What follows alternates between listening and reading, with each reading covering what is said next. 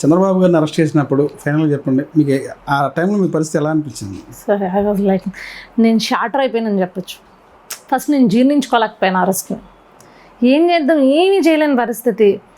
ఒక కోపం, ఉద్వేగం. ఆయన ఏంటి అంతసేపు హింసించి అన్ని గంటలు 48 గంటలు తిప్పి కోర్టులో ప్రొడ్యూస్ చేసి ఆయన ఆఖరికి రాజమండ్రి వెళ్ళేదానికి 48 గంటలు పట్టిందంటే ఆ మనిషిని ఏం చేద్దాం అనుకున్నారు సార్ వాళ్ళు. అసలు నిజంగా అదొక ఇన్సిడెంట్. నేను ఎంతోమంది గ్రౌండ్లో చూశాను కదండి, ఎంతోమందిని కట్టలు తెంచుకుని ఈరోజు అంతలా వచ్చి బయటకు వచ్చి ఓటేయడానికి వన్ ఆఫ్ ద రీజన్ రాజకీయాల్లో పెను మార్పులు సృష్టించింది సార్. భగవంతుడు అనేవాడు ఉండుంటే జగన్మోహన్ రెడ్డి కోలుకోలేని దెబ్బ తగలాలని కోరుకున్న ఆ రోజు నేను. ఆ రోజు అదే సంకల్పంతో నేను పాదయాత్ర స్టార్ట్ చేశాను తిరుపతికి. 144 సెక్షన్ ఉంటే చిన్న తిరుపతికి 144 సెక్షన్కి లోబడే నేను పాదయాత్ర కింద నేను నా స్టాఫ్ ఒకళ్ళు అలా నడిచాము. బట్ స్టిల్ నన్ను పోలీసులు తీసుకెళ్లారు, లిఫ్ట్ చేశారు. లిఫ్ట్ చేసినప్పుడు ఒకటే చెప్పా, భగవంతుడు అనేవాడు ఉంటే ఎవడైతే ఈ ప్రభుత్వం నడుపుతున్నాడో ఆ నడిపించేవాడు మట్టి కొట్టుకుపోతాడన్నాను.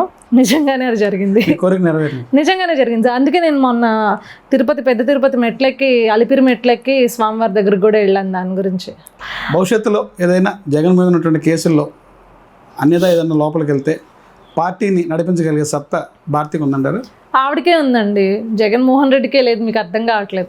అన్ని కంట్రోల్స్ భారతిరెడ్డి చేతిలోనే ఉంది. భారతిరెడ్డి స్విచ్ చేస్తే విజయసాయి రెడ్డి వెలుగుతాడు, భారతిరెడ్డి స్విచ్ చేస్తే సజ్జల రామకృష్ణారెడ్డి వెలుగుతాడు, భారతిరెడ్డి స్విచ్ చేస్తే పెదిరెడ్డి రామచంద్రారెడ్డి వెలుగుతాడు. జగన్మోహన్ రెడ్డిది ఏమీ లేదు, మొత్తం భారతిరెడ్డిదే.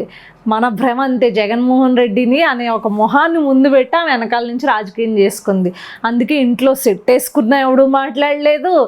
పట్టు వస్త్రాలు భార్యాభర్తలతో ఇవ్వాల్సిన స్వామివారి పట్టు వస్త్రాలు గత 5 ఏళ్ళుగా ఇవ్వలేకపోయినా ఏం మాట్లాడలేని పరిస్థితి ఎవరికి జరుగుతుందండి అట్లా చెప్పండి? నిజంగా అప్పట్లో గత ప్రచారం నడిచిందండి. ఆ టైంలో ఏదన్నా బై మిస్టేక్ ఏదన్నా ఈయన చేసినటువంటి కేసులకి ఒక సిబిఐ లోపలికి జైలు చేస్తే సీఎంగా ఎలా లీడ్ చేయాలనేది ట్రైనింగ్ కూడా ఇచ్చారని చెప్పి నిజమేనంటారు? అది ఆమెకి ఎందుకండి training? She's way more cunning than Jaganmohan Reddy. నేను చెప్తున్నాను కదా, ఆమెకు అసలు ట్రైనింగ్ ఇవ్వాల్సిన అవసరం లేదు. వెనకాల ఇతన్నే పిలగబట్టుకుని ఆడిస్తోంది అంటే మీరు ఇంకా ఆవిడకి ట్రైనింగ్ ఇవ్వాలి అని ఎక్స్పెక్ట్ చేస్తున్నారా? ట్రైనింగ్ ఎందులో ఇవ్వాలి అంటే how to interact with public, లేకపోతే పబ్లిక్ మీటింగ్స్ ఎట్లా అడ్రస్ చేయాలి, దీని మీద ఏమైనా ట్రైనింగ్ తీసుకోవాల్సిందేమో. కానీ అసలు రాజకీయాలు చేసే దాంట్లో ఆమె భిన్నమైన పాత్ర చాలా ఉంది. పార్టీ నడిపించగలరంటారా ఆవిడ? Yeah show party. ఇప్పుడు నేను ఒకటి చెప్తున్నానండి, ఒక మహిళగా చెప్పండి, చెప్తున్నా పార్టీని లీడ్ చేయగలరా? పార్టీని జగన్ ఏదన్నా కేసుల దృష్ట్యా లోపలికి వెళితే పార్టీ అధ్యక్షురాల హోదాలో ఒక మహిళగా మీరు చెప్పండి, ఆవిడ పార్టీ లీడ్ చేయగలదా? డెఫినెట్గా పార్టీ అధ్యక్షురాల హోదాలో ఆమె ఉంటుంది. కాకపోతే నేను నా క్వశ్చన్ ఎక్కడంటే ఆమెకి ఎంత కమిట్మెంట్ టువర్డ్స్ కార్యకర్తలు ఉంది లేనిది అనేది నాకు కమిట్మెంట్. ఈ రోజుకే జగన్మోహన్ రెడ్డి మాకు సెల్ఫీలు ఇవ్వట్లేదు, ప్రోగ్రాములకు వెళ్తుంటే మమ్మల్ని అక్కడ గంటల తరబడి ఆపుతున్నాడు. ఆఖరికి అపోజిషన్లో ఉన్న మమ్మల్ని పట్టించుకునే దిక్కు మొక్కు లేదని ఒకళ్ళు, ఇంకొకటి అరెస్ట్ అయిన వాళ్ళకి బెయిల్ ఇప్పించే దిక్కు మొక్కు లేదు. ఇప్పిస్తామని చెప్పి ఫస్ట్ రోజు వచ్చి చెప్తున్నారు, మళ్ళీ ఎవరైనా తర్వాత వాళ్ళని కమిటీ కూడా పెట్టారు పార్టీ ఆఫీస్లో, state morning committee, social media phone చేస్తట్లేదు అంటండి ఎవరును. ఇప్పుడు మన ఆయన ఏజీ ఎవరు ఆయన ఉన్నారు కదా, సుధాకర్ రెడ్డి, అతను ఫోన్ ఎత్తట్లేదంట. ఫోన్ నెంబర్ ఇచ్చాడు ఆ రోజు స్టైల్గా, 3 నెంబర్లు ఇచ్చాడు. 3 నెంబర్లు పని చేయట్లేదంట. ట్విట్టర్లో ఇవే స్పేసెస్ వాళ్ళు చెప్పుకుని పాపం గొడవ చేస్తున్నారు. ఈ రోజుకి టువర్డ్స్ కార్యకర్తలే వాళ్ళకి కమిట్మెంట్ లేనప్పుడు నాకు తెలిసి ప్రజల వరకు కమిట్మెంట్ ఉంటుందని నేను అనుకోను. అసలు కార్యకర్తల మీద కమిట్మెంట్ లేనప్పుడు ఏ పార్టీ లీడ్ అయితే చెప్పండి? ఇప్పుడు తెలుగుదేశం పార్టీ ఉంది, 1 కోటి సభ్యత్వాలు ఈరోజు చేయించగలిగింది, ఇన్సూరెన్స్ చేయిస్తుంది. అంటే కార్యకర్తల్ని మెంబర్షిప్లో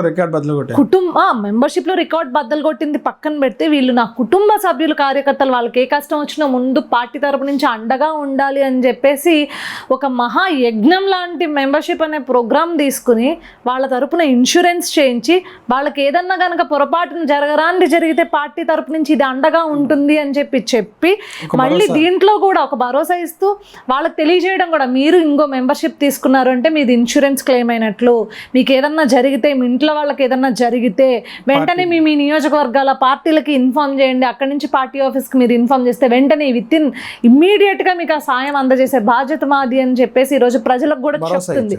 అంటే కార్యకర్తల పైన, పార్టీ పైన ఎంత కమిట్మెంట్ ఉంటే ఈ పని చేస్తుంది. ఇలాంటి కమిట్మెంట్ కార్యకర్తల పైన కానీ పార్టీ పైన కానీ జగన్మోహన్ రెడ్డికి ఉన్నట్టు భారతిరెడ్డికి ఉన్నట్లు ఈ 10 ఏళ్ల కాలంలో 15 ఏళ్ల కాలంలో మీరు మచ్చుకొకటి చూపించండి, ఒక ప్రోగ్రామ్ చూపించండి కార్యకర్తల కోసం చేసిన ప్రోగ్రామ్. ఇంకా లేదు అలాంటి. లేదు.